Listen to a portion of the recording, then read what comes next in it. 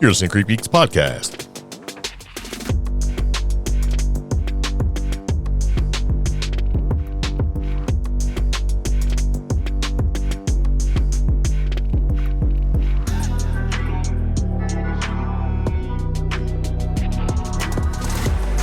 So it begins again. Welcome to the CreepGeeks Podcast. This is episode 322, season 8, the Ocho. CreepGeeks Omi's Western North Carolina hurricane update, false hurricane rumors, Project Cirrus, and listener messages, and Hurricane Milton. Yeah.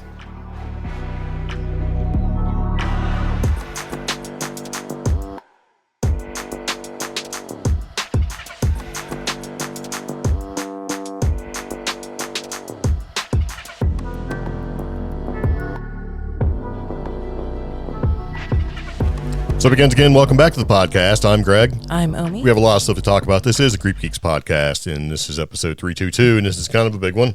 Okay. Yeah. Let me get situated here. All right. So anyway, welcome to the podcast. We're glad you're here. If you're listening for the very first time, if you're a repeat listener, we're good to see you back. What? Yeah. Anyway, I'm trying to roll with it because I don't know. It is what it is, right? Yeah. So anyway, we have pretty much been weathering out the remnants of Hurricane Helene, and the conveniences of life have been restored for us, as in power, water. What else? Is that it? Snacks. The accessibility for gas and things like that. So pretty much what it is now is going to be years of cleanup and rebuilding infrastructure. But there's another hurricane brewing down Florida way called Milton. So we thought we'd take this podcast pretty much as an opportunity to dispel some of the stupid rumors, ignorant things that have been put out there on social media, which is, stirring up a lot of, I got a little rant going on. So I've been itching to kind of rant a little bit. So, and you're off today because you've been working with the emergency. I have been working what is with that called? McDowell County's EMS and their Emergency Operations Command. Yeah, so we're going to kind of talk about some of that stuff. I do have a couple, not really paranormal things, but some weird things that are loosely related. But we do have some messages from some of our listeners, Patreon, and the basically using our toll-free number to send us a text message. Yeah. If you want to do something like that, that phone number is 575-208-4025. Just so you know. All right, so here we go. Yeah. Well, you want to? So let's do this because, you're going to do an update about some of the things that's been going on. Yeah, because you're there in the mix. Yeah. You're not like getting all the information like most of us through social media. You're like you kind of know what resources and stuff have been deployed and where and all that kind of stuff. So it's kind of interesting. But let's do some of our viewer listeners, like some messages they've got to kind of roll them up out of the way. Well, this one came from James. I found this for some reason. It was sent 2 months ago. Right. Did it just wash up? When I was looking, I'm like, what? I would answer that. And I didn't see it. So, and this is from Patreon, and we do have a Patreon page, and you can kind of check that out if you'd like. And it basically said, we've been talking about owning your own media, your own digital media, because basically if it's stored in a cloud and it goes away, it goes away. Back in the olden days, you bought a song, you kept a song, it was your song, right? Mm-hmm. And I talked about, basically bringing an old iPod back and, getting the music and stuff on there and getting it set up. And James basically said that, hey, you can buy a modern MP3 player, which is true. And I was looking through all that and a lot of that sort of a rabbit hole. And it says Amazon has a bunch of them. No need to use an old iPod. And I recently got a new Sony Walkman, and the audio quality with wired headphones is amazing. And I want to get one. But, Sony Walkmans when I was growing up, and they sort of came into being and sort of revolutionized personal music, with the headphones and stuff, because I was this was in the 80s, right? Those things were expensive then. And nothing's changed. So I was like, $300. I was, ooh. So I did when I kind of reach out to that. And I was thinking about, starting to collect music and doing all that stuff again. Own your own media. And then we got one from John. It's actually 2 messages. And he brings up a good point. So we had talked about Starlink and that sort of thing. In the last podcast, you were working, doing the thing, so I just wanted to jump on. I spent like 15 minutes to sort of get an idea what was going on. And I talked about having Starlink and the fact that Starlink worked. Mm-hmm. And a lot of people didn't have any way to communicate at all. And so he said, same, we have Starlink. My flip phone stayed connected. So did T-Mobile, AT&T, and Verizon. Forget it. Yeah. So regular cell phone service was just basically inept. Did not work. And it still doesn't in many areas. And it's... Right now. That's the frustrating part. It says, glad that the boys from Katrina were at least helping folks out from Old Fort, right? Mm-hmm. Never saw anyone here because he's right around... He's not like in Asheville, but he's sort of Asheville adjacent, right? Yeah. Never saw anyone here. We did drive the Asheville looters back into Asheville, so it was just our community. Yeah. Because people were kind of getting out of Asheville looking for things, right? Mm-hmm. We had no help, and we really didn't need it. The 160, now 230 numbers are way low. And that number is supposed to apply to the whole tri-state area. What is he talking about? That's the number of bodies. So they're saying that number for the whole tri-state area, like South Carolina, Tennessee, and North Carolina. Okay. And we know that number is low. It's low, right? Is it thousands of bodies stacked in a warehouse? No. But anyway. And then the second message is, what's really tragic is that so much of the attention is being given to Asheville and Boone, and folks don't realize that the effect was far greater. Yeah. Right. He was watching posts from Biltmore Lake where the affluent residents are complaining about their fiber connections not being on, right, for internet. Whereas as a native, I'm concerned with, family far out near Cashiers that are actually cut off. Cashiers is like, if you look at like Silva and Cashiers is out there. So like some of the more rural areas outside of it, says Asheville's getting so much help right now with a lot of the outlying mountain communities are still hurting. Plus the FEMA surge literally showed up today, not counting the forward teams that caused so many issues. And the first place they went, Asheville. That's what the comment was. So, okay. I understand what he's saying and what he's feeling and the experiences we've been through. I am very much hoping that the numbers are closer to that 160, especially what we are seeing here. This was a couple days ago, so. Yeah. Here in McDowell, and the fact that part of what I've been doing, I am constantly communicating to the 3 counties north of us, Yancey, Mitchell, and Avery. We have been very lucky so far that the numbers are as low as they are. As a whole, though, I have seen footage and talked to people as far as Irwin, Tennessee. I'm in tourism. That's my actual job. And I know that Lake Lure, Bat Cave, Chimney Rock, we can't even start a number right now. Yeah. I know that we are very, very lucky, though, so far. Things have been going very good. And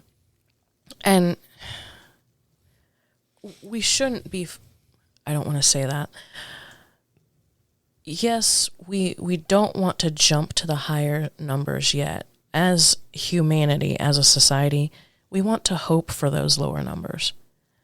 I mean, it's been since, basically September 27th-ish? Yeah. And so, you figure, 12 days or something like that. And the numbers are as low as they are. Yeah. And I am manning the phones and hearing positive outcomes.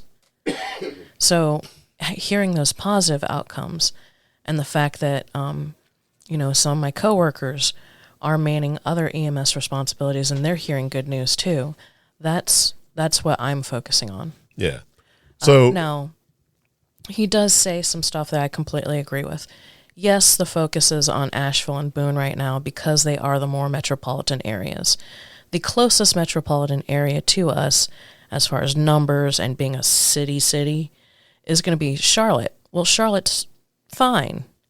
So they're going to latch on to the most recognizable city as far as the rest of the United States. Yeah. And that is unfortunate because people who stay in Asheville come to these smaller areas like Lake Lure and McDowell County and Catawba County. They go there to experience all the outdoorsy stuff. Yeah. the people here are what keep this infrastructure and tourism and outdoor recreation going. So yes, I share that frustration as well. Yeah, me too. And it's not just the FEMA boys, as it was put. The immediate, I mean, as soon as these people landed, we were getting National Guard in first, and then FEMA. Yeah. So where you were, what organizations were there? Okay, so National Guard. Yes. FEMA. Yes. Participating sheriff's departments, Fish and Game, Swiftwater Rescue, Swiftwater Rescue from Forest Service, from 12 different states. So when did they show up? Because, I mean, after like 2 days, you were there working. Yeah. Immediately. So I showed up and they were already there. In fact, anybody who watches like the true crime shows and like the cop reality shows, the first jacket or whatever I saw was like Forsyth County. And I'm like, oh, they're always in the, Georgia SBI. That's where Will Trent's from. Yeah, New York Wildlife Fish and Game, or New York, it was either New York Fish and Game or New York Forest Service. They stationed here, and then they stationed up in Burnsville. I know that because they rescued a friend of ours, and they also rescued someone else I know.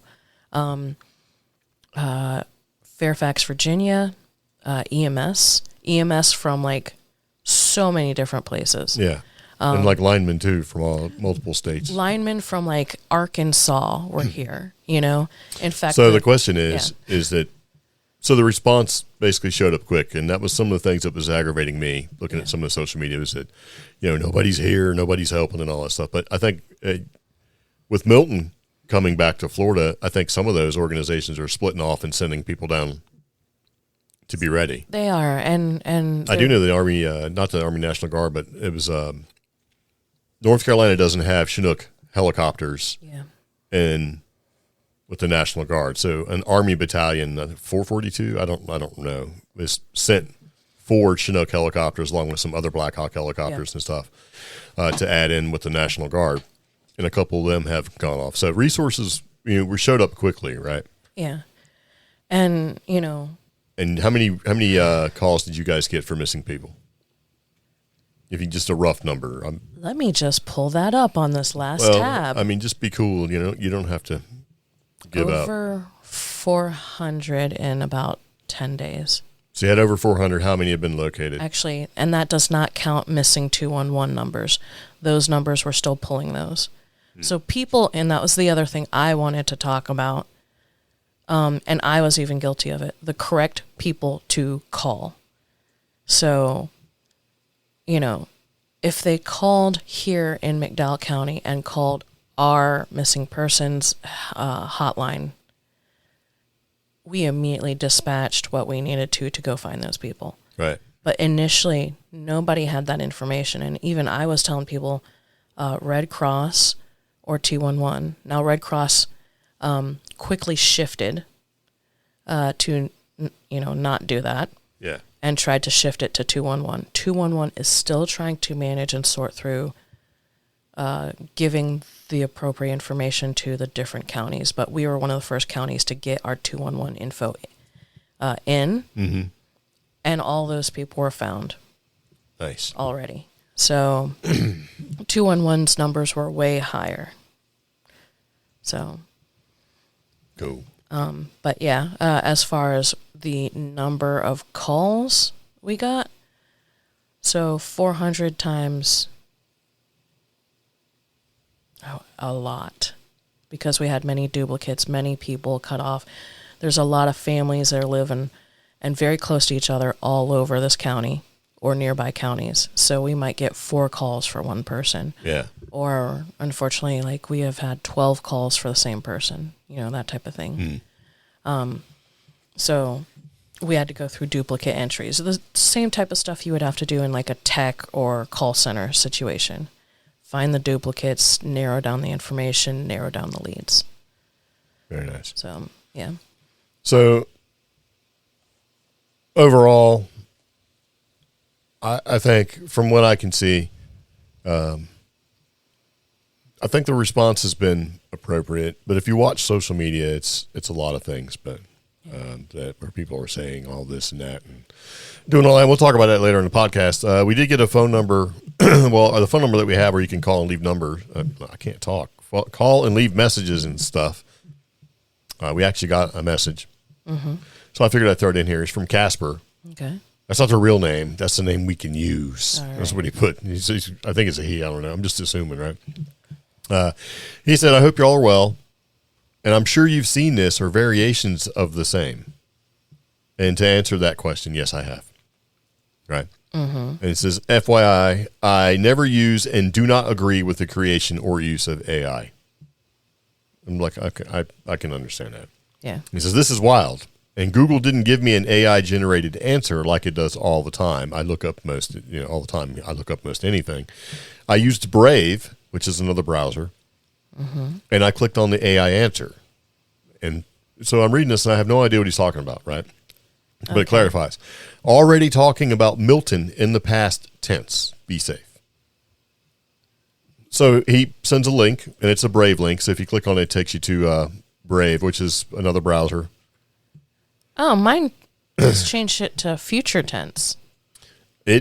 When I looked at it, it basically listed the information about Milton, which hasn't occurred yet. And so a lot of times AI is doing this, and I have seen this, where you'll ask it a question about an upcoming event, and it already makes up an answer. Mm-hmm. And so part of you have to go, is this the future? Or is it just taking all the information it has and trying to pick the best outcome? But the answer was, Hurricane Milton, a Category 4 storm, is expected to bring catastrophic destruction to the Tampa Bay area, Florida, with winds up to 145 miles per hour and a potentially record-breaking storm surge of up to 15 feet. The storm's impact will be exacerbated by the fact that it's making landfall in an area still recovering from Hurricane Helene, which struck just 2 weeks earlier. And then it goes and lists basically everything else to go along with it. Mass evacuations have been ordered, and we know all that stuff. But when I got this message from him a couple of days ago, nothing was in place for really any of this type of stuff. Yeah. Key statistics is what makes me mad. Yeah.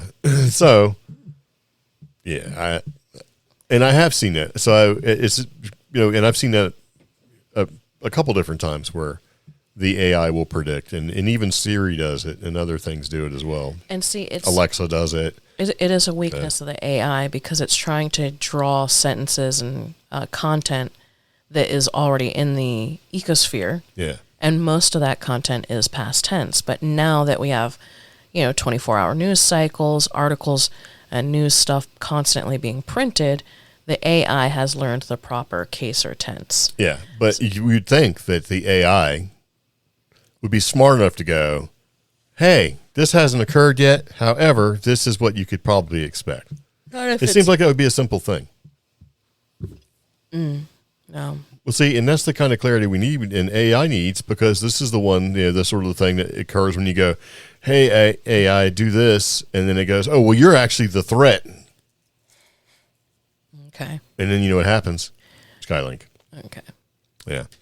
Skynet. What did I say? Skylink. Well, I'm going to talk about Starlink next. So. Okay. Yeah, but sounds like, So I appreciate Casper reaching out and John reaching out and James reaching out, kind of giving us some stuff. So I do have a little bit of Starlink information. Okay. So, and this is on Ars Technica, and everything we talk about on the podcast is available in our show notes, including links that you can peruse at your leisure. So at one time, during the rural internet thing that was happening during COVID, Starlink got money from the FCC to bring rural internet, right? Okay. And then the FCC took that money away because they said, oh, well, Starlink, even though you're the best thing out there for this kind of thing, you can't give 100 megabits continuously, so we're going to take your money away. So they gave the money, then they took the money away for rural internet.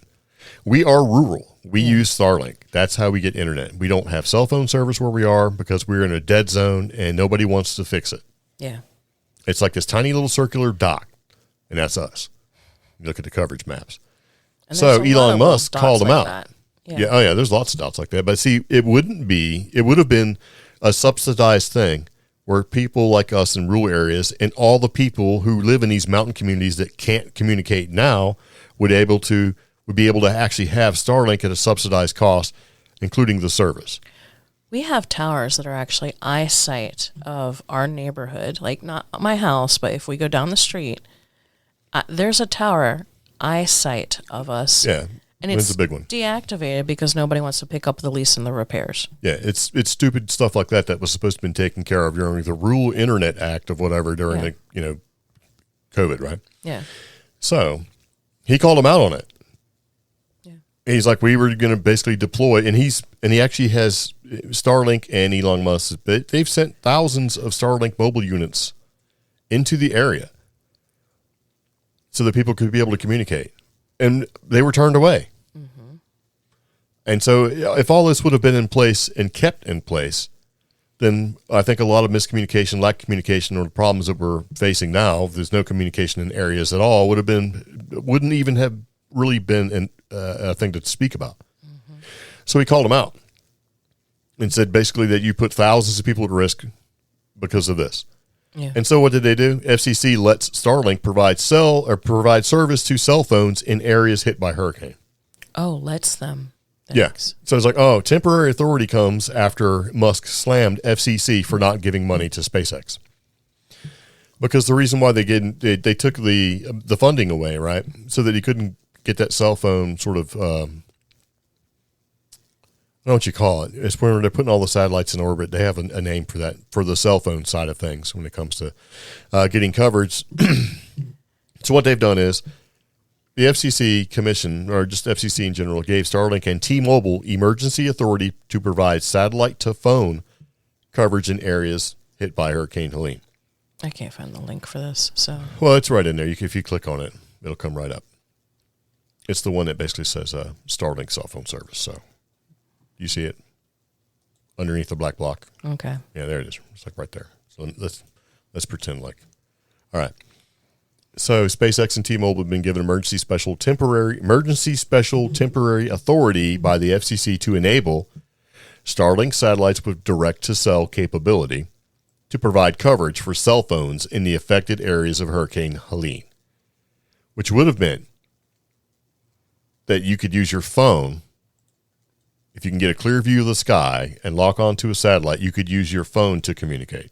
Mm. Imagine how freaking useful that would be when you have no power, no water, no electricity, but you still got 3 or 4 bars on your damn phone, and you can go outside and see the clear blue sky that happened right after the storm rolled through. Yeah. And you could call and go, hey, the road is gone. I have 17 trees down. Can you put me on your list of maybe airdropping some stuff, or at least, keep us somewhere on that list to come get us? Instead of having to hike 4 miles. Yeah, or doing what country people do and Appalachian people do is like, well, can't call nobody. We got all these trees down. So what we're going to do is we're going to survive. Yeah. We're going to get some creek water, some creek meat, or whatever we got to do, build a fire. And they're going to do all that stuff to survive because the expectation in Appalachia in general is that you can't trust the government. Nobody's coming to help you. Mm-hmm. So you fend for yourself until somebody shows up, right?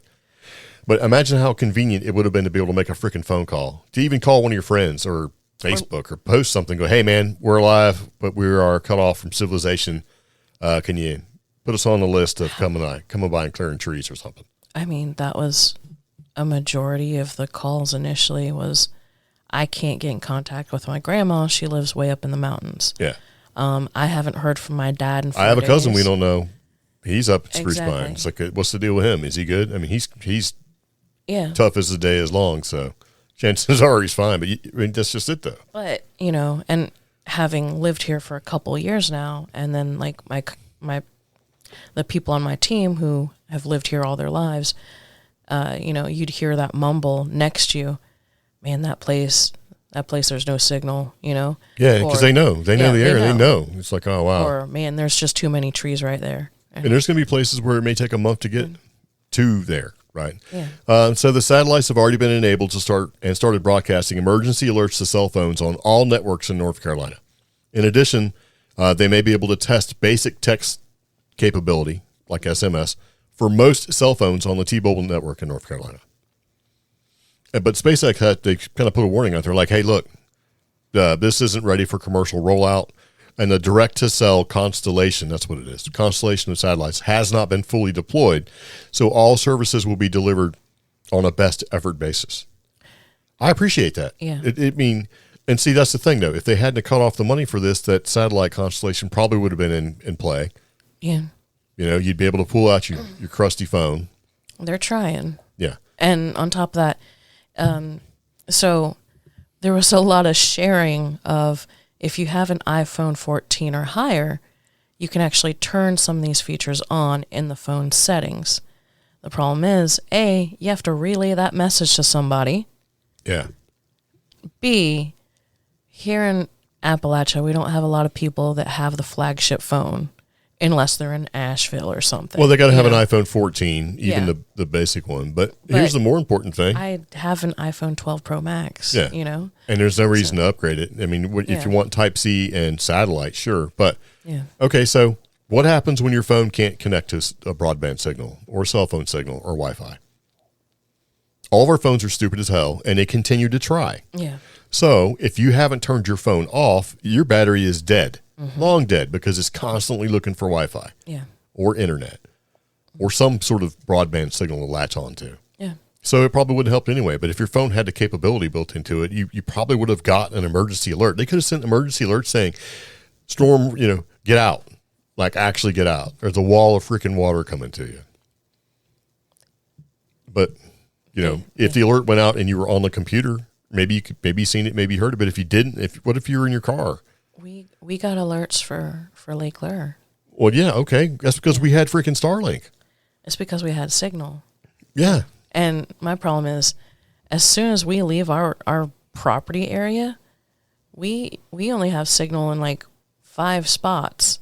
Yeah, over 12 miles. It's like 5 spots. 5 spots. So if you pass that 12th, if you were between us and Lake Lure, you may not have gotten that emergency broadband system alert. And in fact, when I finally left the house for gas and for supplies, and finally got to an area, because even though after about 15 minutes of driving, I get signal again. Well, because all these towers and everything were down, it was 25 minutes in, all of a sudden, every single emergency alert came through all at once. So how Starlink is doing this, right, with the temporary spectrum authority, they're able to broadcast in the 1910 to 1950 megahertz and the 1990 to 1995 megahertz frequency bands, which has been leased from T-Mobile in areas affected by Hurricane Helene. So T-Mobile leased the broadband spectrum to be able to broadcast on it, right? So the thing is that you wouldn't need satellite on your phone because they're just broadcasting it. The frequency range in your phones that allows you to get internet and make phone calls is called radio, right? It's the same as like you tune a dial on your radio to a station, right? So they can, it'd be like them having radio stations 1910 to 1915 and then 1990 to 1995. So your phone would have the capability to receive that signal, that broadcast, and communicate. So it's kind of a neat way to say you don't have to have a satellite phone. You just got to have a phone that has signal. And if your broadband carrier is sending that signal to your phone and your phone is capable of receiving it, which it is, then you could get alerts and make texts and stuff. So that would be fantastic, and that would have already been in place if they hadn't been silly about the whole thing and say that, well, since you can't provide that much coverage consistently. But we have people in charge who aren't going to understand everything we've just said. In fact, they're going to counter it, which it doesn't matter. I dealt with a couple of days ago. No, I get what I'm saying. The whole point of what I'm trying to say here is not that I understand what you're saying, but it wouldn't matter because your phone would just work.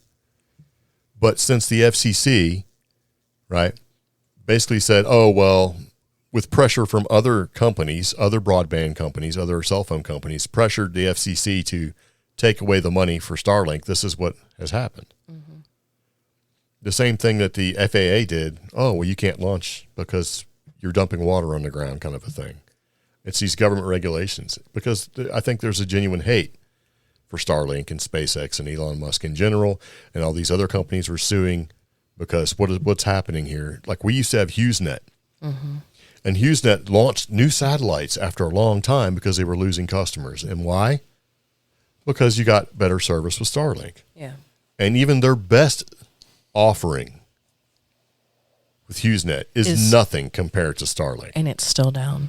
I know that because one of my coworkers. No way. HughesNet doesn't work. HughesNet's a piece of shit when it comes to satellite service. And there's a lot to back that up. I'm not just saying that through anger, but one of my coworkers has to go into work because their HughesNet is still not working. Shocking. Yeah. They got power on before we did. Shocking. You think if the power comes back on, you'd be able to get what? So what is the reason for HughesNet being down? The satellite's in space. Mm-hmm. You've got power in your receiver. We've got clear skies for the past clear couple skies. days. So why didn't it work? We lost Starlink because I paid attention. I was up for days, right? We lost Starlink for 4 minutes. We lost power before Starlink went out. Mm-hmm. And I went out and plugged it into a little battery box and said, okay, I got about 6 hours, right? Mm-hmm. 4 minutes. Yeah. Shocking, right? It is one thing to have a vendetta or vengeance or dislike of a person,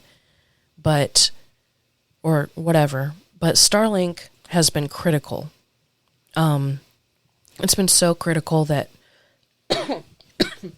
my county has actually gone out and had to buy extra ones to aid in recovery efforts. Which is sad because he sent thousands of units and they could have just probably picked it up for free had they been allowed to receive them. I mean, thousands. So people hate Elon Musk. And they're like, well, and I'm like, man. Well, that was the other thing. Like, I love the guy. It works. Those products were deployed in strategic areas. So some of us very rural counties who couldn't even possibly get to those areas to get them. Are you saying that most of them went to Asheville first and didn't go to the other counties? I'll say it. That's exactly what happened. Well, also, I mean, we had several days there where we couldn't even get to Asheville. Yeah. I mean, we physically couldn't get to Asheville. Well, it's because the roads and stuff, right, were gone. We had a giant mudslide that basically for a good several days there isolated Old Fort, North Carolina from everywhere. I like the good old days where you didn't really care what a company thought because they didn't put their ideas out there. Yeah. And you basically didn't have to worry about whether a company was doing what you think is the right thing or not. I don't want companies to have an opinion on anything because I don't give a crap about what their opinion is. Mm. You know what I mean? Because every company has weirdos working there and all of that stuff. We've all worked with strange people. I don't really care what a company thinks. I just want the service, the product, and I want it to be in a way where it works. And you know what else I'm tired of while I'm on this sort of rant adjacent? Mm-hmm. Stop telling me that climate change is creating all these hurricanes and stuff, and that by me driving an electric car, which are basically catching on fire in garages because most of them you can't get wet, right, is my fault. 70% of the climate changes that we're all experiencing here is caused by companies and corporations. How about we stop with the carbon offset credits that they can buy to keep polluting and say, you got to stop polluting and your credits don't work. When I was going to school way back in 1996, I learned about carbon credits and carbon offset credits by companies that instead of putting up new smokestacks to, maybe strain whatever exhaust is coming out and purify the air, they could just pay a bunch of money and get carbon credits and not have to worry about it. How about we take that crap away and say you actually need to put pollution controls and pollution abatement measures in place? Yeah. And then these companies would be liable. And I wouldn't have to worry about, your van, it only gets 20 miles to the gallon. So what we're going to do is put all these emission controls in place so that you can get that 20 miles to the gallon. And we're going to run this gas that's garbage and eats up your engine and stuff. That way, you can do your part. It's like, come on. I don't care about CAFE standards and regulations. Let's fix the corporations and companies. Yeah. Have them do that. And these other companies would get online and then they could say, hey, China, you're the most polluting nation on the planet. You're not third world, so fix it. Yeah. Because you claim third world and you don't have to pay all that money and stuff. It's a temporary spectrum authority that they're using for this T-Mobile satellite stuff. They could have really used it a couple of days ago, and I hope that if Starlink does a good job, that the public will say, this was great.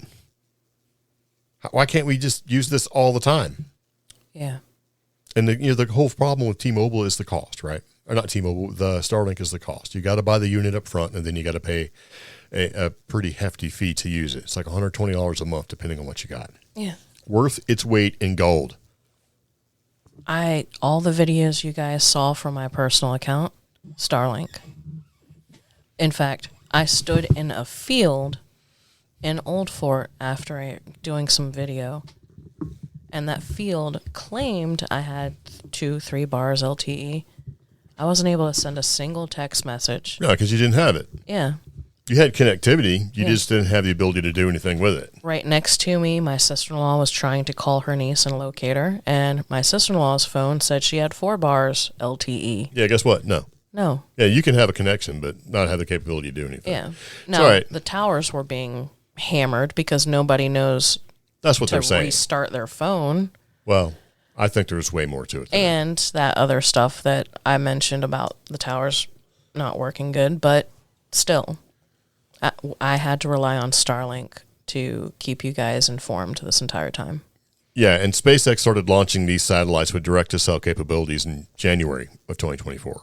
Okay. And they were doing demos and messages and stuff with T-Mobile phones, right? Yeah. With some of these low Earth orbiting satellites. So, and the whole goal is basically to provide service for phones to help cover gaps where there is no coverage, like where we are, where a lot of people are now.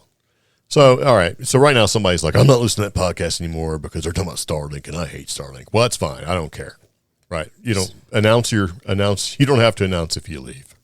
I like it. I wouldn't care where it came from. If they were like, hey, you can get this internet through, like, I would use it. I think that the worth of it should be worth something, worth more than whatever. So anyway, Starlink has saved lives. Yeah, it truly has. It has. So, and if you like it, that's fine. If you don't, I don't care. How about that? Because we all have things we have to worry about. Yeah. So Milton's coming. Yeah. And so Hurricane Helene has been very mean to our area, and basically the damage is going to affect this area for decades.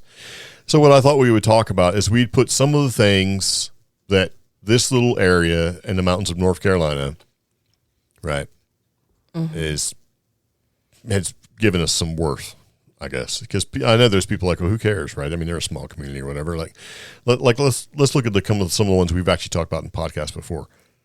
Some of the best, finest, clearest quartz in all your cell phones, computers, and electronic devices in the world come from Spruce Pine.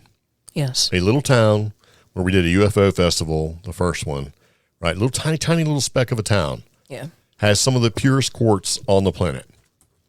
And it was pretty scary because, hey, it's all used in tech, and there was a big thing about the mines are going to be destroyed or devastated for a long time. Well, there's been some updates, right? One of the latest updates is that a couple days after the storm, there was no power, but only minor damage in some of the spruce pine quartz mines. And so an owner of one of the largest spruce pine quartz mine had to put an update out there about the recovery, because not only is this quartz crucial, it's also economics for the area, right? It's all revenue.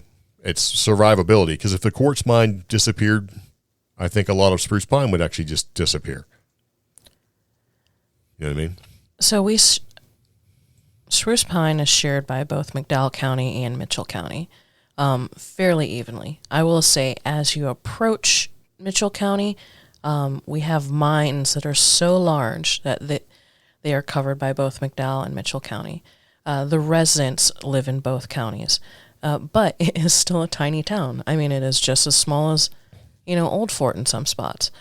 And Old Fort's very small. Yeah. It's smaller than Mayberry, but if you ever watched a majority of the workers and people, either they're in hospitality, which is tourism, or they're in mining. Those are the two major industries in Spruce Pine. And, you know, you have companies like Sibelco and stuff like that, that, you know, 90% of the mined and processed quartz that they find goes straight into the use of electronics and semiconductors. Yeah, because it's a high purity quartz. Yeah. So smartphones, laptops, AI chips, all of that stuff. And most of these most of these chips and semiconductors will not function correctly without high purity quartz. And we have it here in McDowell and Mitchell County. Yeah. So this area was hit hard because of the shape of the area and the shape of the land. There are deep valleys that the residents live in, but then swooping valleys that these mines are in. So we are very lucky that the mines themselves have very little damage because of the shape of the areas that they're located in. What concerns us is the state of the citizens who live and work there and the fact that all of them don't have power. Yeah, they'll get there eventually. Yeah. There's another thing you may or may not be aware of. Baxter Manufacturing is in our area, like close, and they provide 60% of the IV fluid that goes in IVs. So the water, whatever fluid it is that makes up IVs, comes from an underground aquifer in our area. 60%. So what they've had to do is, because the manufacturing facility didn't suffer major structural damage, a bridge that goes over the creek that comes out of the aquifer, right? They had to replace that with something, but they're eventually going to come back online. So Baxter has had to take some of the manufacturing responsibility and split it amongst the other country or other companies' facilities that they have around the world and sort of ramp it up. 60% of your IV fluid. So 60% of the IV fluid, 70% of the IV bags produced in the country. So we watched some medical shows, and I counted because I wrote the podcast, right? Mm-hmm. And in one episode of one TV show, they broke out and said, get an IV, whatever, like 17 times. Yeah, that sounds right. So yeah, 70% of the IV bags, so like even the empty ones where, you know, pharmacy has to create a special IV juice. You know, they have to create a special concoction or they have to dilute, you know, antibiotics a certain way or whatever. Yeah. So 70% of the bags are produced there, and then 60% of the fluids because of not just that aquifer, but we have enough clean water in this specific spot. The bridge is actually, when you pass by this place, that's how you get into the facility. Yeah. So it's been sort of the fun. It's not fun, but you know the thing is that the 2 days like right after the storm, it was all these. It was sounding pretty horrific. But then 2 days later, they do an update. Yeah. Say we're not completely dead. Here's what we got to do. So I found that heartening. What's kind of awful too is the revenue loss that's going to be happening from the Blue Ridge Parkway being closed. You wouldn't think so, but a lot of people come to this area to see the leaves change. And there's chunks of the Blue Ridge Parkway, which actually is pretty long. Was it like 1,200 miles long total or something like that? Is actually gone. Like the road itself is gone. It's not that they don't want you up there. It's like you can get up there, but then what are you going to do? You're supposed to dip down into these small, beautiful mountain towns and enjoy their outdoor recreation and accommodations. Well, guess what? The Blue Ridge Parkway is 469 miles, and over half of that is in North Carolina. Yes, and some of it's in Tennessee. Yes. Tennessee would like to think that they have a lot more than they do. But. Where it slowly turns into Great Smoky Mountains National Park. Yeah, which is the most scenic drive and the most populated drive that people take for vacation. Like 12 million visitors. We actually talked about that too. Blue Ridge Parkway makes up America's favorite drive. Yeah. We haven't even discovered all the damage yet. In fact, some of the Blue Ridge Parkway damage actually prevents people from getting into some of these towns and cities and regions. When Greg said there are sections or chunks missing, that is absolutely correct. In fact, I still don't have a status update on things like the Lynn Cove viaduct. I have seen some spots where access to very popular overlooks and parks are just completely washed away. Some sections you can actually see them 100 feet down the mountain. That's how bad the damage is just for the Blue Ridge Parkway. So I've been going in and out of the parkway since I was like 6 years old. Yeah. And some of these places are just completely gone. Now, what makes me angry is I am seeing posts from people in other parts of North Carolina and Virginia giving directions on how to get on the Blue Ridge Parkway and still see certain things. And what makes me mad is you have no idea when the road is going to give out or when the road's going to be missing. Well, it's funny you bring it up because commercial trucks are trying to go into the Great Smoky Mountains National Park and go around the closures. Yeah. And so they've basically, during the day, they're manned up saying no commercial vehicles are allowed because I don't know if you know this or not, commercial vehicles are freaking heavy. Yeah.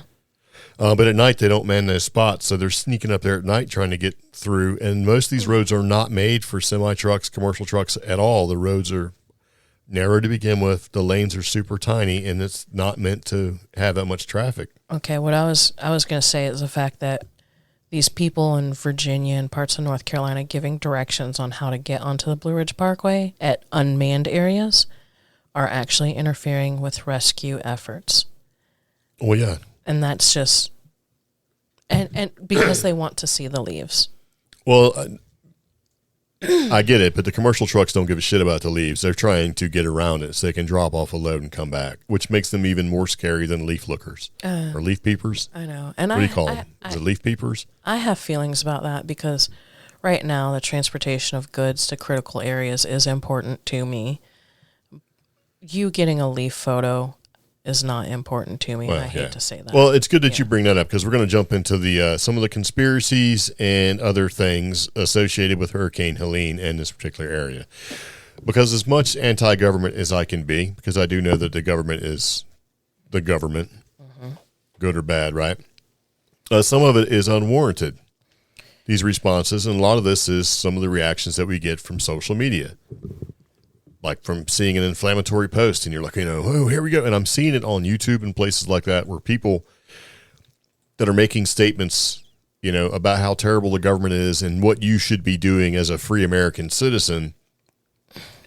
When that person that's making this, popular video or short or reel or whatever it is, isn't even in the area and is hearing things word of mouth and spreading this garbage.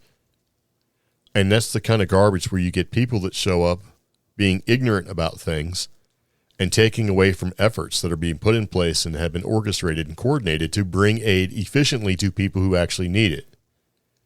Right? So some of the conspiracies.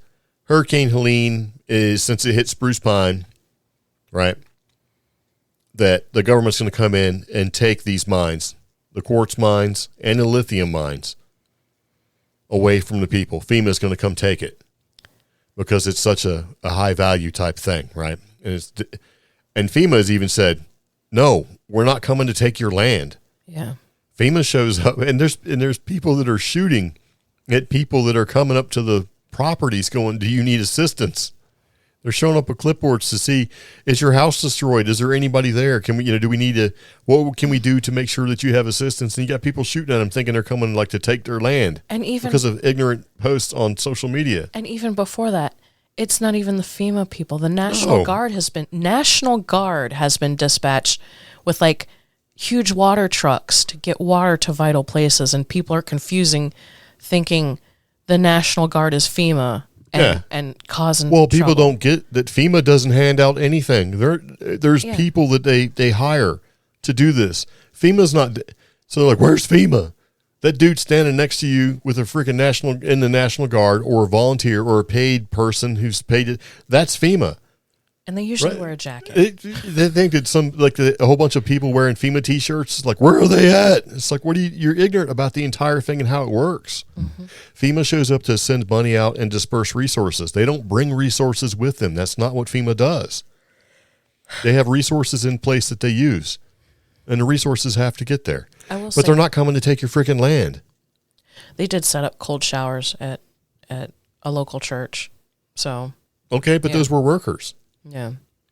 Oh, well, you know what? A cold shower is better than no shower. I took a shower in our bathtub using a sand bucket that you'd bring to the beach with a little shovel. Oh gosh, I got to tell the person who gave that to us. Yeah, you should, because it came with like cheer wine. It was a little swag, little thingy bucket you got. It had cheer wine in there, a little notebook, some bubbles and stuff. And I'm like, this is great. I dumped that crap out and jumped in there with some Dr. Bronner's and a wash rag. Did a hippie bath because there's a recipe on the bottle. Add 4 drops or whatever. So with a gallon of water, I was able to become mostly human again. Because I was thinking, man, you know, when it gets hot and there's no power, everything starts to stink. And I realized that stink was following me around. It was me. So I got all cleaned up. It's great. You know, that was a tourism gift. Yeah, absolutely. Well, you can tell them for me that I appreciate it. Now, the thing is that I thought I was doing a good job until the power came back on and the hot water heated up. And I took one quick shower and I was like, wow, that bucket sucks. Better than nothing. It was better than nothing, but the whole idea of doing a bucket bath in a wash rag, it'll do, but it ain't as good as a hot shower. And I was just going to do a cold water rinse. I did that for like 2 seconds. I'm like, I'm not Wim Hof. I'm going to get out there and do ice plunges. I don't give a. All right, so some other things we need to kind of look at with some of these fact-checking type things. So we do have a link to a fact-checking website.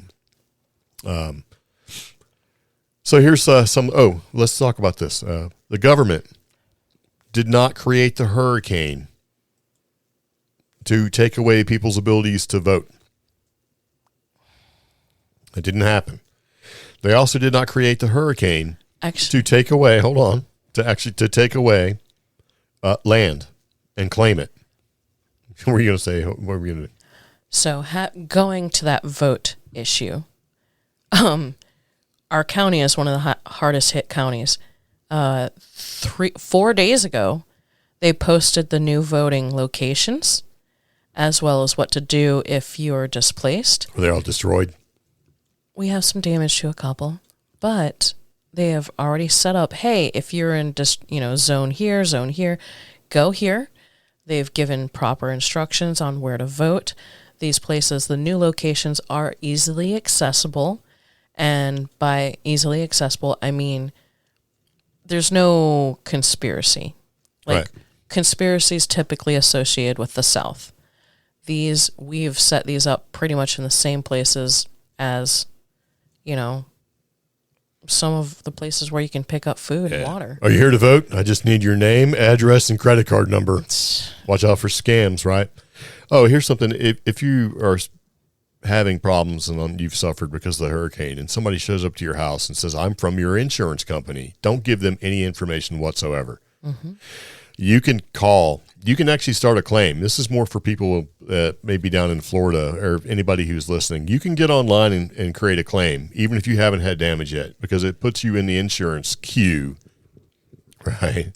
So contact your agent if you have one beforehand. Don't sign anything at all from anybody showing up, even if they are from your company. Also, do not acknowledge damage. Right, because you don't know the extent of your damage. So anybody showing up saying, hey, I'm from Allstate, and I'm here to assess your damages, absolutely not. Mm-hmm.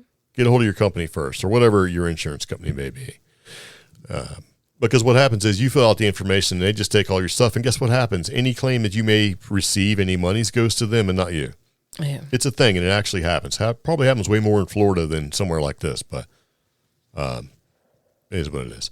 But I will say that the 70th anniversary of the first hurricane seeding experiment, and this is on National Oceanographic Atmospheric Association's website, and the Atlantic Oceanographic Meteorological Laboratory occurred 70 years ago. They seeded a hurricane. Okay. You know what that means? They actually dropped dry ice in a hurricane to see what would happen. They had the idea that it would make the hurricane either dissipate or go, because the idea was to reduce the severity of hurricanes. Okay. It didn't. Made it stronger, and it made it turn, and it headed to the coast. Now, all these scientists involved were like, no, that's not what really happened. It didn't really cause any damage. They kept denying it for a long time. There was one scientist who basically said, yes, it did happen. And eventually they kind of owned up to it. So October 13th, 1947, Air Force B-17 aircraft penetrated hurricane 415 miles away from the east of Jacksonville, Florida, right? Dumped several pounds of crushed dry ice into the storm just to see what would happen. And it's the first basically attempt to modify a tropical cyclone by seeding it with frozen nuclei. And it was almost last. So basically what had happened was that it didn't go so well.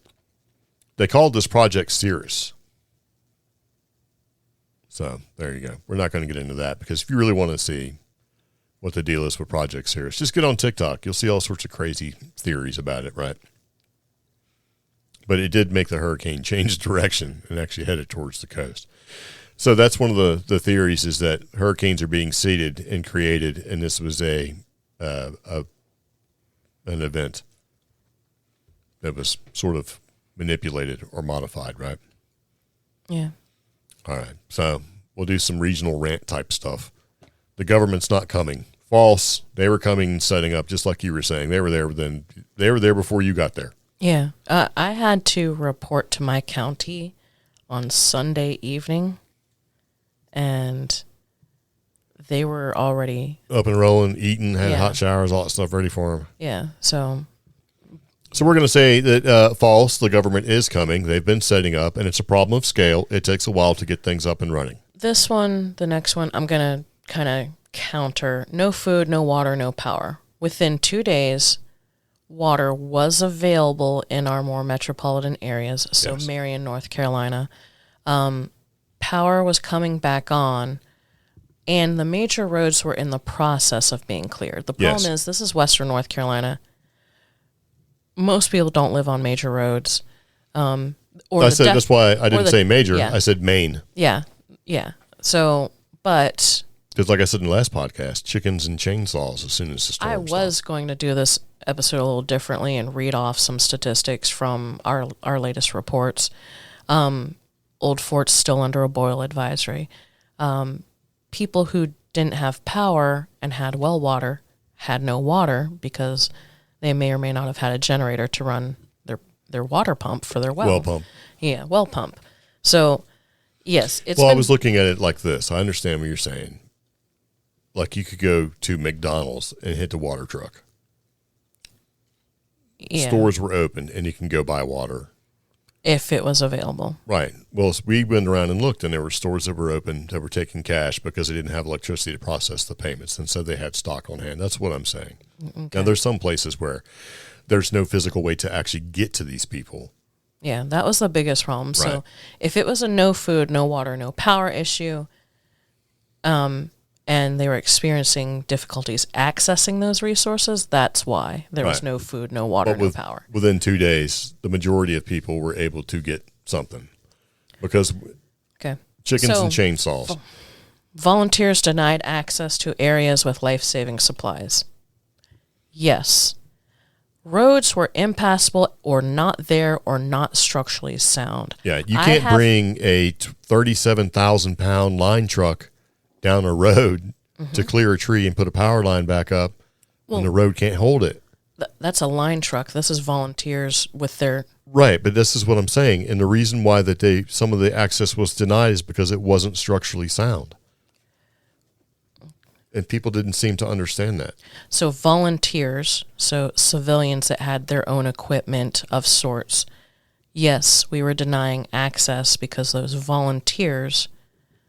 are basically civilians or citizens, and you can't save Old Fort if you can't cross Mill Creek.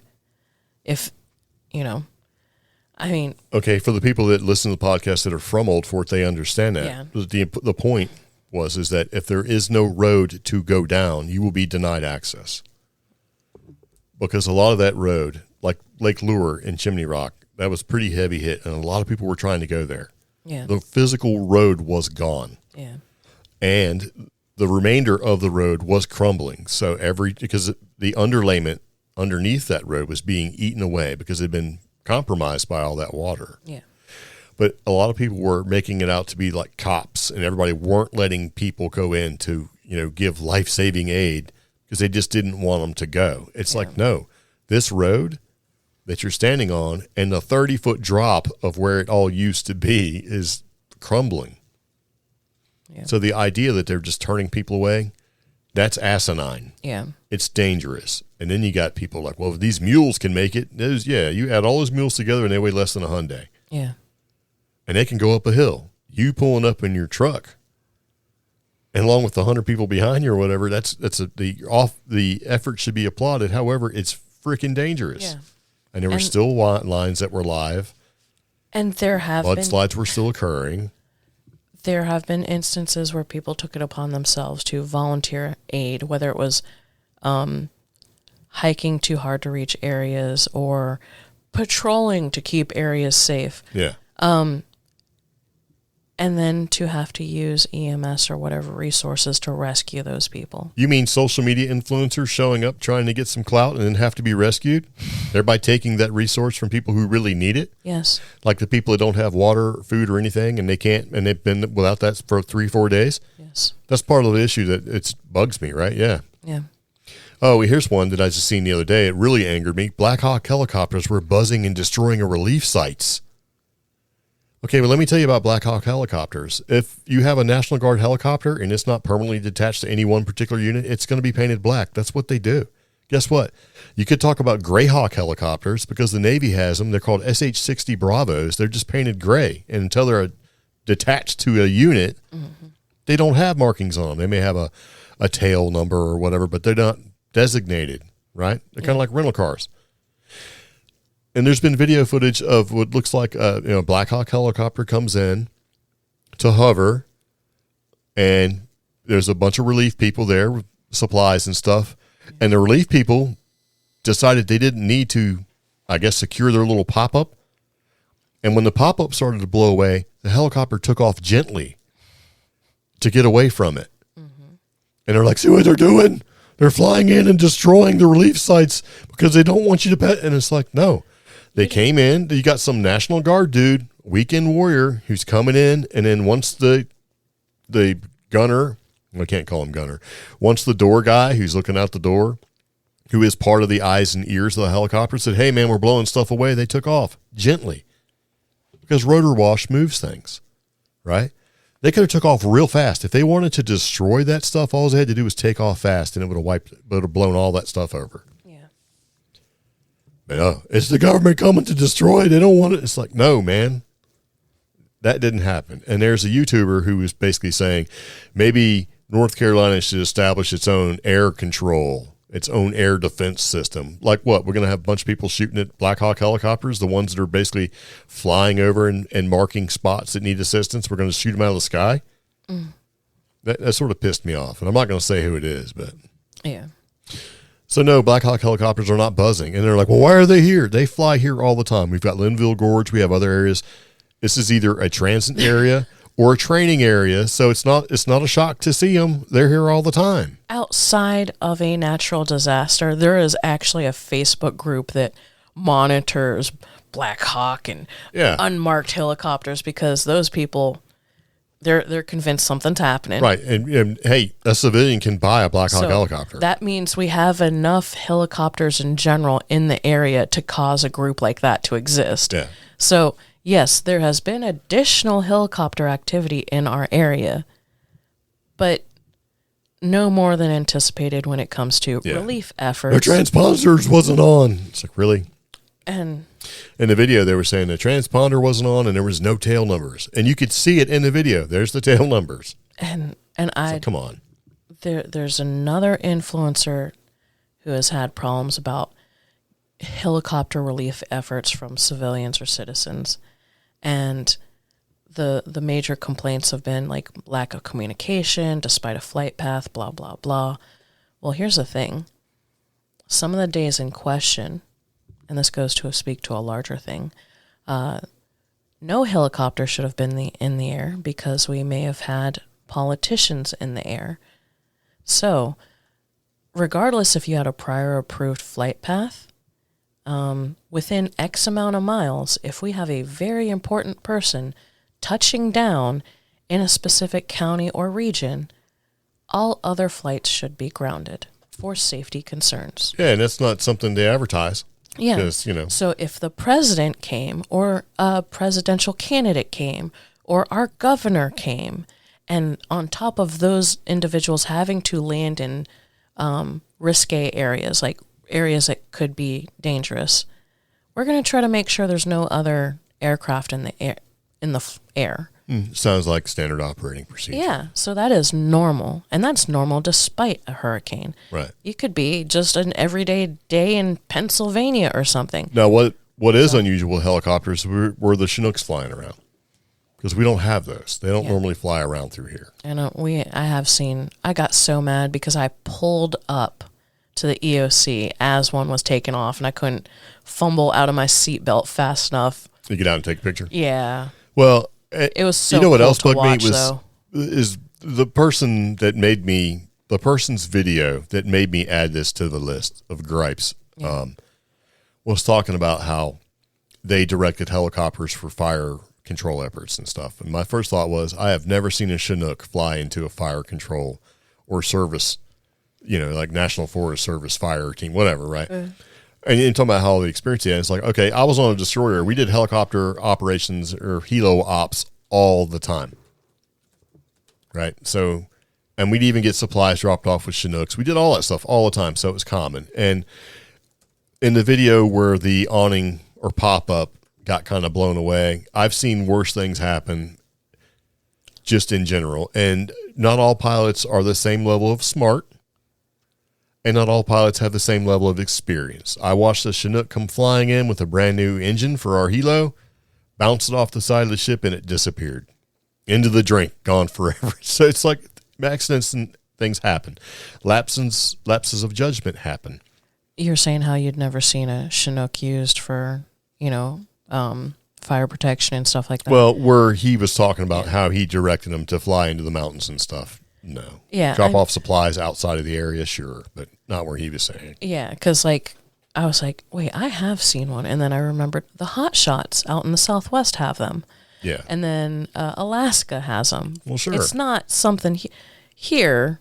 It's not common here, but yeah. But they are typically not civilian owned. They're done by military, and you can be the fire boss and Forest Service, right? And say, this is where I want it to be, but not some regular dude. There's always a liaison, and it's a rare thing. And where he was talking about, they don't fly. So I was getting aggravated with the whole thing. Yeah. The whole make sure you get a $2,500 walkie-talkie to be able to communicate with your neighbors and stuff. And it's like, okay, you don't have cell phone service. You think that your buddy down the road's going to have a walkie-talkie that you can talk to? Yeah.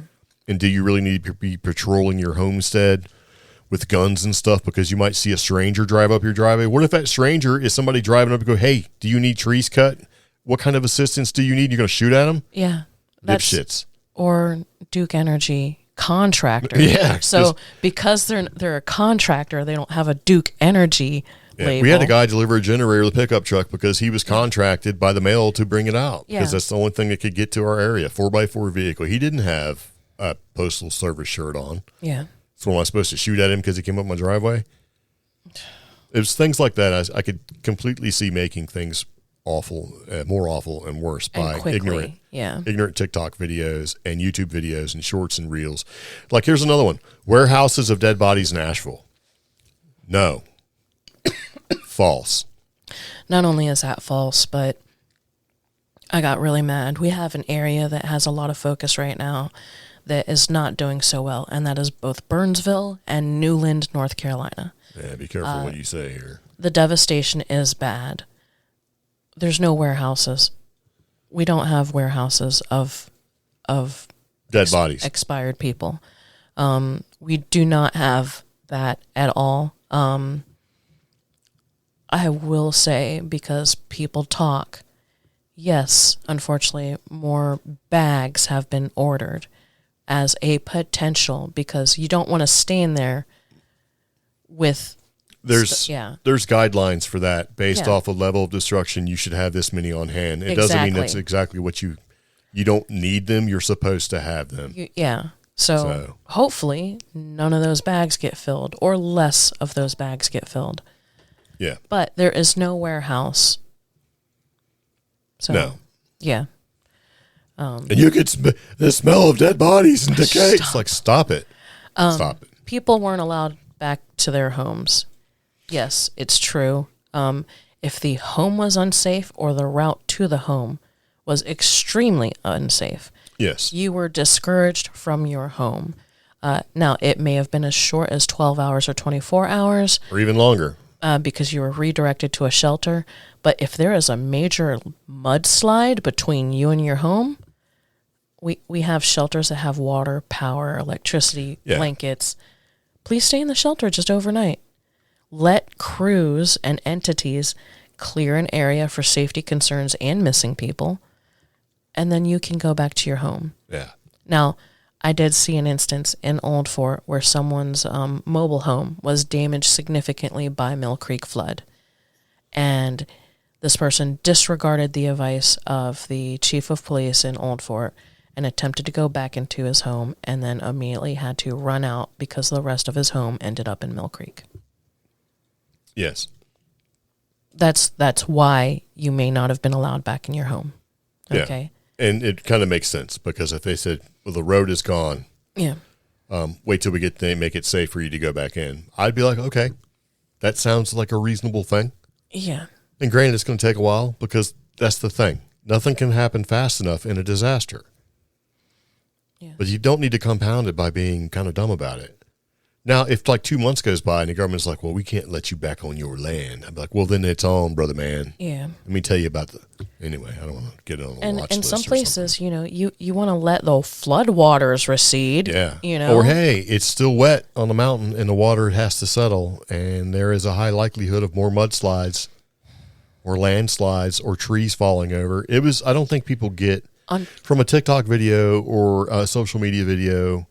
That's the thing. People make TikTok videos and they eventually show up everywhere else, right? So I'm not singling out TikTok. They don't, the scale of the mountains here, you could be in the mountain and 25 feet away, Bigfoot could be standing there watching. You'd never see him. It's thick, man. It's thick. Our rivers are full of rich clay, which is used in our pottery. That clay weighs 1 million pounds. Yeah, it's pretty heavy. It can damage homes, museums, So if it's unsafe, just pause a moment and think it through. Now, we've had, 7 days, 11 days total, whatever it is. A lot of it has been opened, and there have been volunteers allowed to go clear trees and do the thing. And so some of this is just, but it still keeps getting fed. So the place that I work was severely hit. It's not safe for me to go back in there because it's been over 10 days. It's now a valid mold concern, Yep. My local art gallery is the same way. Some of the artists went in there and they had to have the full respirator masks to throw their own art away. It's tough, but... If I ever become an artist and put art in a gallery, I'm going to have an insurance dude on speed dial. I will insure every piece for $1 million. Art. Yeah. So this is subjective. One that I think I feel I have the most experience with because I've been dealing with it. We have had both wonderful social media influencers and not good social media influencers. The social media influencers that I want to praise, I will praise outside of this podcast, but they've been good about spreading correct information, resources, how to help Western North Carolina, even going so far as to how to help my tiny little county. But then you have the other influencers. Yeah. The ones that are, my ride home today. So this lady in this brand new G-Wagon, just like, Shane Dawson's, and a brand new... Nobody knows who Shane Dawson is on this podcast. Anyways, brand new. So it's the full package. Well, it's over $100,000. And wig, like beautiful wig. Nice. Great nails, like pure platinum wig. Gucci glasses. Okay, you're judging this person. I know, but she was trapped on the side of 221, which, by the way, 221, this particular area is completely clear. All trees are been cleaned up. We are using it as a major route to Forest City. Somehow she ended up on the side of the road, and it was a combination of fire department and just a random truck guy, just a random guy trying to pull this very, very expensive car that cost 4 times both those vehicles out of the mud on the side of the road. And the only way she could have got there was if she pulled over to do a video about the tree that had fallen next. Yeah, get some clout. That fire person could have been on their way to, someone in my neighborhood. Did you pull over and go, hey, you can't park here? I would have did that. But there were some people pulled over laughing. Yeah. Yeah. And I love that people have come with I've got 20 chainsaws. My friend owns a helicopter. I've got generators, blah, blah, blah. But honestly, this is Western North Carolina. If you don't own a chainsaw, your neighbor definitely does. We are doing okay on generators. They would still be appreciated. But if you come in here rolling through you're going to help us with Armageddon, but our biggest concern is we now have a warehouse of wonderful donations and we need to organize the diapers by newborn up to 2 years. That's where we need you. That's where we need you right now. You mean an organized effort to actually get the type of aid that people need to the people that actually need that type of aid? Yeah. Or, shocking. Sure, you've got a chainsaw, but these people, these people need water. I need you to hand out 20 packs of water. I need you to help, hand out meals, or I need you to sort these foods so that each family can get a box with enough food to last them. With the correct nutritional requirements to survive. You are not going to go blasting through a creek with your GoPro dramatically rescuing a puppy. We've actually managed, because this is McDowell, we rescued all the puppies. Okay, they're okay. If you want to help where we actually need you. Yep. And a lot of churches know. Yeah. And that's the one thing that you don't have on here that I wanted to say. Right now, churches are extremely vulnerable. I was reached out to by a church who claimed that they got contacted because there was this woman trapped in Marion without food, water, electricity, and she's got a medical condition, and it's really urgent that you get there. And I'm like, okay, all right. Well, where is this woman? And once I got this information, this is outside my job, that road's clear. Yeah. Not only is that road clear, but I have a friend that lives down it. So there's not only that, but that person doesn't live there. Yeah. This church was about to get scammed. Yeah. It's going to happen. This church that wanted to deploy every single rescue effort, get this woman a generator, gas, food, water, all this stuff because somebody was posing as them. Yeah, this is the kind of area where people that would need it the worst won't ask for help. And the people that cry the loudest don't need it. And this person doesn't. We have a feeling that this scam was actually going on outside of our county. This one was just trying to fool this church into giving her a lot of money. Like, what can we do to help? Well, I just need money. Yeah. That's too obvious, right? Yeah. Bring them a generator they can resell. Yeah. Yeah, it's a thing, and it's unfortunate. It's unfortunate. It's going to happen, and it's going to happen worse. Yeah. We've taken measures here, so if you want to, approach the deep underground bunker where we do our podcast, it's on you. So whatever, right? Yeah.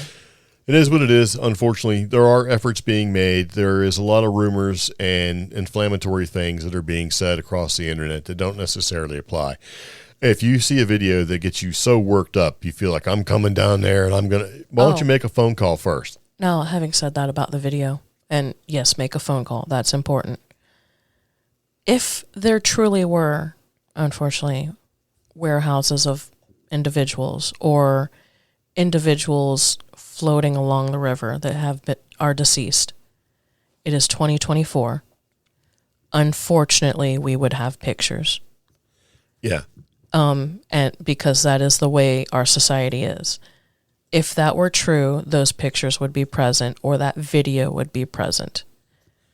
Yeah. And we don't. Instead, we have my sister's aunt's ex-boyfriend roommate says there's, Swannanoa River's covered with, the remains of people. That's kind of, I mean, we are very close.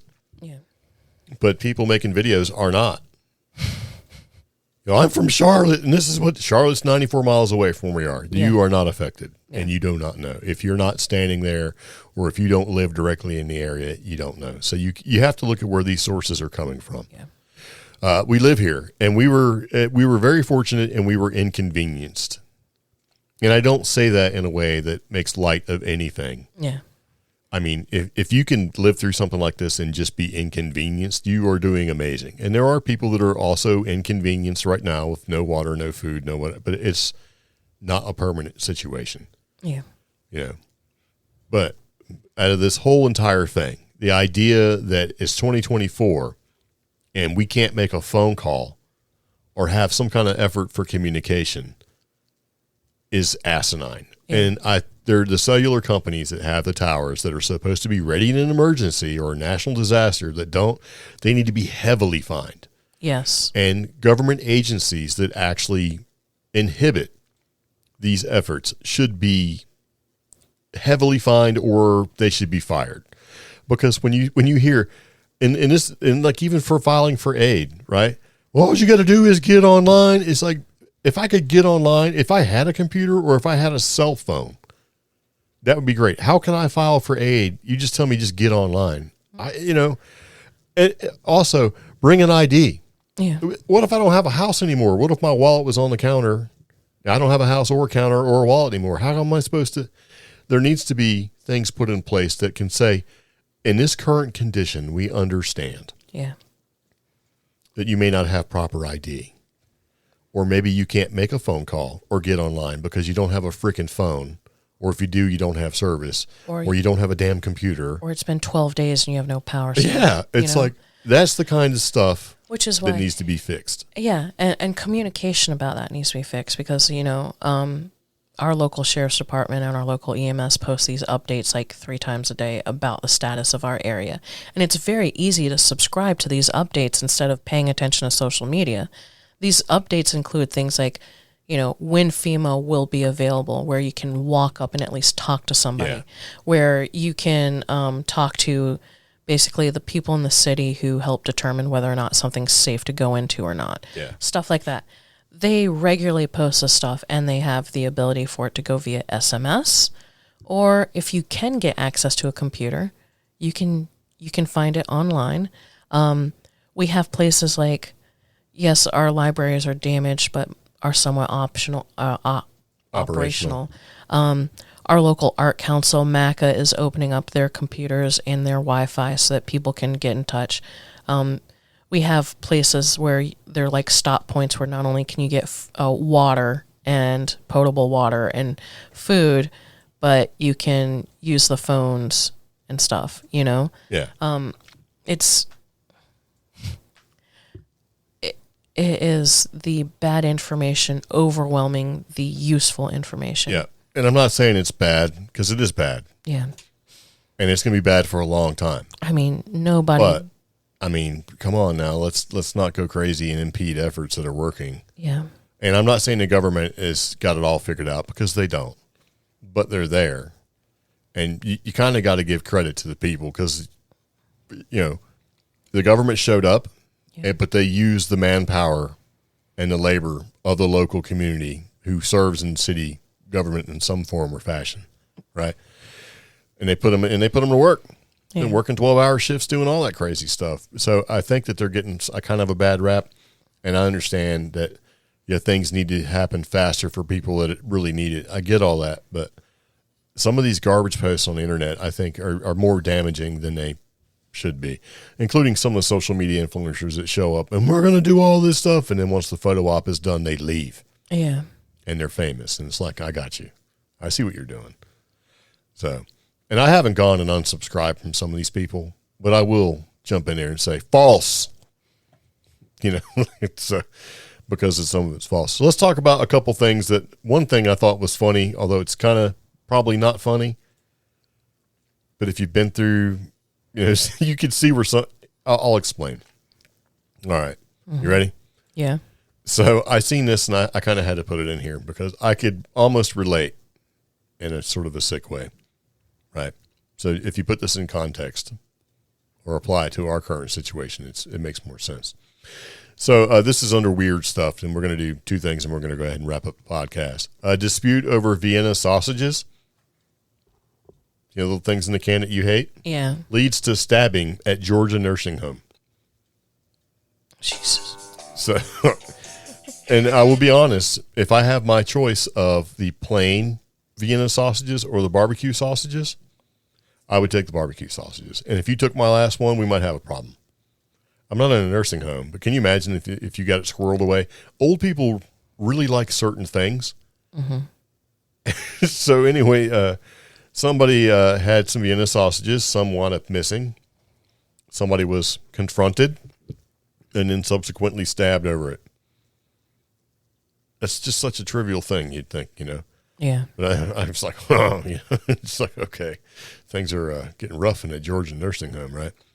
And then here's one that I wanted to put in here and talk about.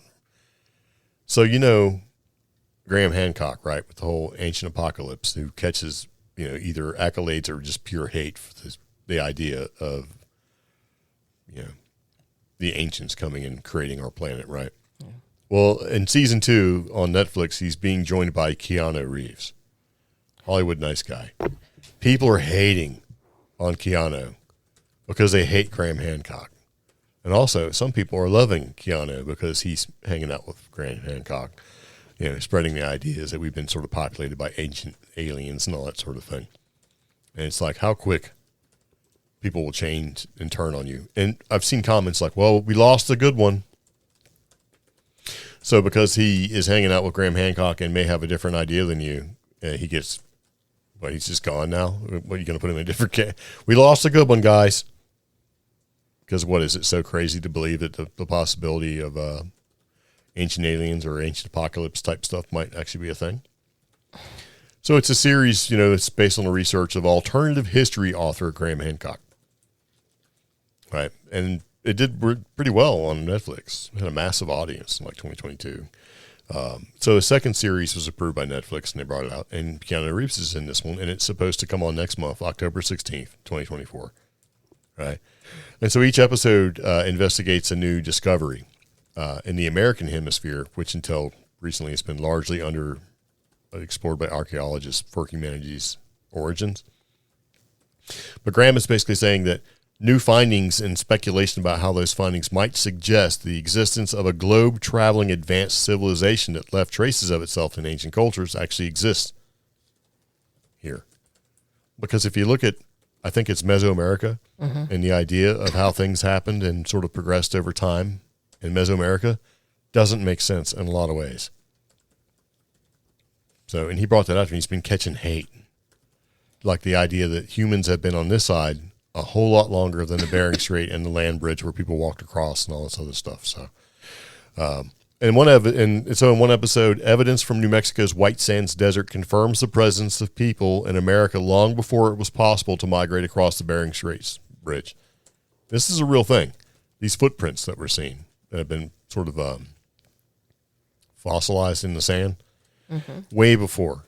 So when you have evidence or things like that that point to the idea that your general thinking about an area is wrong, people are going to get mad about it, right? Especially if they've been saying, no, this is how it is, and they can't seem to open up to the idea that it may be different, and that the new world and how the people made the journey in it may be a little different. So, yeah, love him or hate him, but Graham Hancock's been putting out some interesting things, and he's being joined by Keanu Reeves in some of these episodes. So I'm sure he probably didn't expect to get the hate. Yeah. So, yeah. Yeah, maybe having Keanu on board this time around will make everyone chill a little bit because some of the hate that Graham Hancock was getting. I don't think so. I think it's going to make it worse. We lost another one, guys. We lost a good one. Keanu's gone off the deep end. So, I don't know. I'm angry. At me? No, I just got a message from a complete stranger asking when my video was taken of the devastation in Old Fort, because they plan on showing up here for a vacation on the 10th. That's in 2 days. Oh, and I didn't put that in there because you have people calling in and complaining. I rented a vacation home and I can't get a refund. Or I'm coming anyway and you should tell me where I should go. So, Airbnb, if you used Airbnb or VRBO, please check the primary page of their website.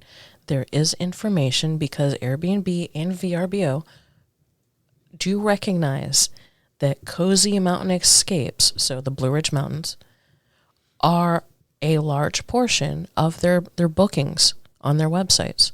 So they have their own policies regarding your vacation stay. And you should have been paying attention to the news and possibly worked with Airbnb or VRBO on rearranging your stay. Now, if you didn't use those two, if you used like an individual like bed and breakfast and their booking system, or an inn or a hotel. You're so mad your lips are blue. That's how I know when I really screwed up. First, try to call that location, and I say that with all kindness because some of these locations are now 75 feet down the mountain they were once on.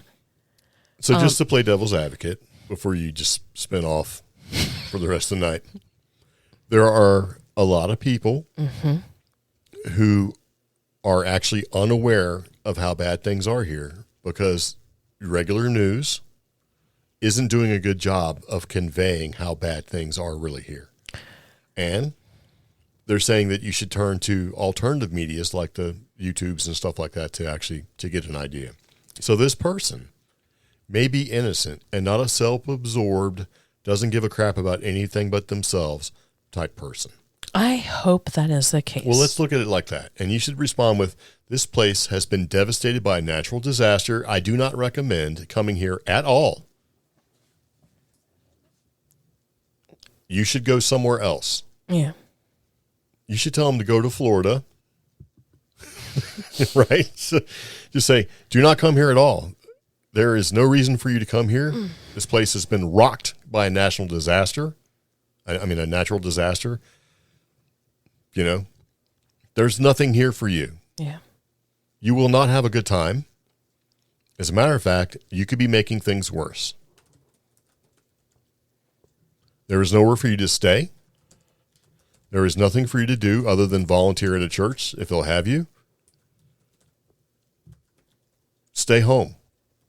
And most of North Carolina still has a you can't travel off the highway rule. Do not come here. And you should put, I hope your question is out of ignorance and not out of self-indulgent selfishness. Love, Omi. Because if they sent it to CreepGeeks, I would be like, don't come here. That's an asinine question to ask. It's inappropriate. I am a public figure, so I definitely appreciate a lot of what you just said. So am I. So, but and maybe you should just send a link to the podcast and say, hey, tune in at minute. No, 1 hour and 30 minutes into the podcast. You'll hear my answer. And you'll have a nice answer. So, but maybe they just don't know because some people just don't know. But there are people who do know that really want to help. You know, like my daughter came in with her man, and they've been volunteering and doing things because, as she told me on the phone, I'm coming regardless, Dad. I don't care. And I said, okay. Then, go where you're needed. Go find a church kind of a thing, right? Don't just show up and just start throwing water bottles at people because that's not helpful unless they're asking for it. So, what? Yeah. Oh, here's some tips if you get hung up in a hurricane. We're going to wrap the podcast up. So Hurricane Milton is looking pretty serious. It's pretty powerful. Last time I checked, it was Category 5. By the time of this podcast, it may be over. I don't know. So if you ever find yourself in a spot where you may be out of power for a couple of days, but you know it's coming, like you have an opportunity, do this. And this is what we've done in the past, and this has worked for us. Get some drinking water, gallon jug size if you can, from a store. It's like $1.25. Freeze it. Get multiple gallons. For us, we put 2 gallons in the freezer and 2 gallons in the refrigerator. When it freezes, it becomes an 8-pound block of ice. So our refrigerator freezer had 32 pounds of ice in it, right? Yeah. Our actual stand-up tiny little chest freezer that we have to put meats in and stuff when we buy it in bulk, we also had 16 pounds of ice in that. We didn't lose anything. We had no power for a week, and everything in that freezer was completely fine. After 5 days, the things that were in the refrigerator needed to be thrown away. But that was food that we ate off of because we did something as simple as freeze gallons of water and turn them into bags of ice, basically. And that serves multiple purposes. When the water starts to thaw, you can drink it. You can use it to flush your toilet. Yeah. So, and it's cheap. $10. You got, what, for at least 32 pounds of ice. So that's a useful tip. We did USB everything. Battery banks powered all sorts of things, right? We had USB powered flashlights that we could charge up. We had battery banks. We had USB powered fans that blew. And we blew like some refreshing, mediocrely warm wind, right? We had all sorts of stuff. We were slightly prepared for this. We used clearance camp stoves from Walmart because they were on sale, and get a little 2-burner propane camp stove. We bought ours at $12 and added that to our collection. And then we bought some propane. So altogether for $22, we had a stove with 2 burners on it that would cook food for over a week. Right? Mm-hmm. We had water in the fridge. We had USB charged things that we could use for fan and flashlights and stuff like that. We had a small solar generator, which is just basically a big battery that actually had the ability to run CPAP machine, nebulizer, and we had a small, tiny generator. And we were pretty much without power for a straight 7 days. But we survived. It worked. We just didn't really have the water. And one thing I'm going to do as soon as we get off this podcast is I'm going to fill up those water containers that we had and mark them and just set them aside. Yeah. So if this happens again and we're without power, we can still use the water for drinking and flushing and bathing, that sort of thing, to be clean. Remember when we were trying to see if you could get to work because you were activated? Yeah. And we seen a whole family taking a bath in a creek? Yeah. Yeah. Oh. That pretty much sums it up. You don't know them, do you? That'd be even better if you know them. I don't, but okay. We share Lake James, North Carolina, with Burke County. McDowell County. Lake James has had, and many of the tributaries, may not be totally safe to use. Yeah, exactly. You might end up with a rash or something, Yeah. Our waterways aren't safe. So if you're going to get water, and if you're ever in a situation like that, if you can boil it on that stove. We are still under a boil advisory in parts of Old Fort. Yeah. I'm not saying you're going to walk into a creek in Burke or McDowell County and dissolve like acid on a 90s cartoon, but I'm just saying, unless the water is filtered and treated at the filtration plants that we have in the various counties of Western North Carolina, just be mindful. Yeah. This is not the time to take your boat vacation. You're right. And, I know. There's things that are in these lakes now Yeah. that you probably don't want to run into. I mean, tourism affects this region so much. It actually aids this region. So many businesses here rely on it. But just take a breath and give us a hot minute. Let us actually assess and start rebuilding. And if you don't want to let us, if you're impatient to get here, pick up a shovel or pick up a box and start sorting diapers. Seriously. Yeah, diapers, wipes, things for cleanliness, and hygiene and sanitation become important after this. Even when the water comes back, you still have to worry about hygiene and sanitation because a lot of things that you have stored in your house, if you go without power for any amount of time, you have to throw them away. Yeah. And when in doubt, throw it out. That's probably a big thing. Yeah. And we don't need, going back to, there's all these videos that are like, how to survive this and how to survive that. And they've never been through a hurricane. So some of the stuff they're suggesting is just ridiculous. There's a cold front coming. So there's people are going to need heat because it'll get down to the 50s, maybe even lower than that. And that's cold. And if everything is wet, we're going to be fine. because even if we lost power right now, we'll be fine. We have heaters. Yeah. That's a trick too. We have a camper van, and we used everything in that camper van, right? The little generator we had was just in case. We used that. The solar powered thing, we used that. We had solar in general to charge things up. We used that. Water containers, we used that. The stoves, we used that. We just kind of brought it all into the house and used it. Yeah. So that's what when we were talking earlier. It's like if it came down to having to get out and go live somewhere for a couple of weeks at the minimum, we could do it. We would take our metal adventure tent with a queen size bed in the back and a bunch of USB powered fans and lights and stuff, and we'd be okay. Which we're fortunate. Yeah. So, and if you're trying to build a kit and you don't have the money, if you go to thrift stores, there's always someone who decided, hey, family, we're going camping. And they buy all the stuff, and then they realize camping sucks. And they don't want to, and they bring it to the thrift store, and you find that Coleman stove for, a little bit of money, or a tent, or a sleeping bag, or pots, pans, plates, knives, forks, old flashlights, that sort of thing. You can find enough material to start to build a little kit and put it in a tub.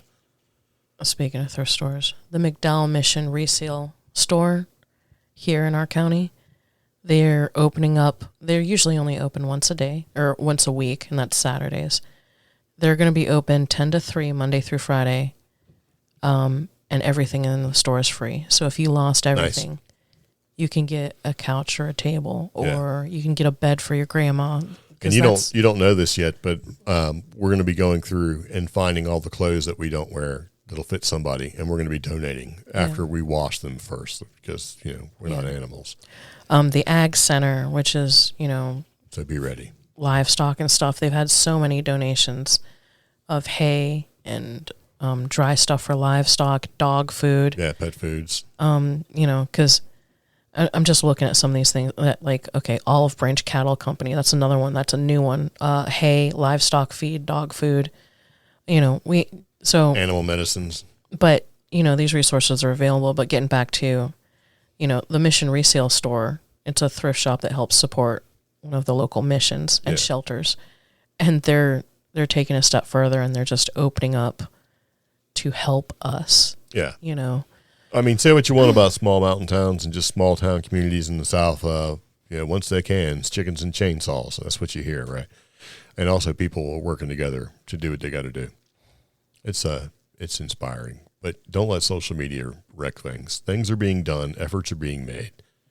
Now, there's still going to be communities where they have not been able to get to them, and they probably won't for a while, but things are moving. So let's just hope that Hurricane Milton doesn't do, But here's sort of the good thing for Hurricane Milton in Florida. There's already resources that are relatively close in the grand scheme of things, and some of the resources that are here are going to be dispatched there. So once Hurricane passes, or once Milton passes, they're there. Mm-hmm. There's already crews that are already staged in the area, and they'll be working during the storm to try to keep things to a minimum. Plus, they already have some experience with the hurricane that just hit them. Helene hit them. And now here comes Milton. So it's not like it's out of their minds. So I'm hoping that Hurricane Milton has less of an impact on Florida as it has to Western North Carolina, because Hurricane Helene was definitely mean out this way. So there you go. I think we're about done talking. So if you have any questions, comments, concerns for us, hit us up on social media. We have a couple different places that you can. We have a toll-free number. We have CreepGeeks.com. We're on Facebook, so it's CreepGeeks, and Instagram, all those places. So we do appreciate you taking the time to listen. Yeah. So if you have any questions, comments, concerns, let us know. I'm done. Are you done? No, I'm not. Omi's lips are blue. She's very angry, and it's not at me this time. So sweet. All right, so anyway. Oh, I forgot to say, McDowell County, as far as missing persons, we're below double digits. See, no, that's awesome. I hope that's a good way to end this show. It is for me. Yeah. See you later. Take it easy. Bye-bye. Bye.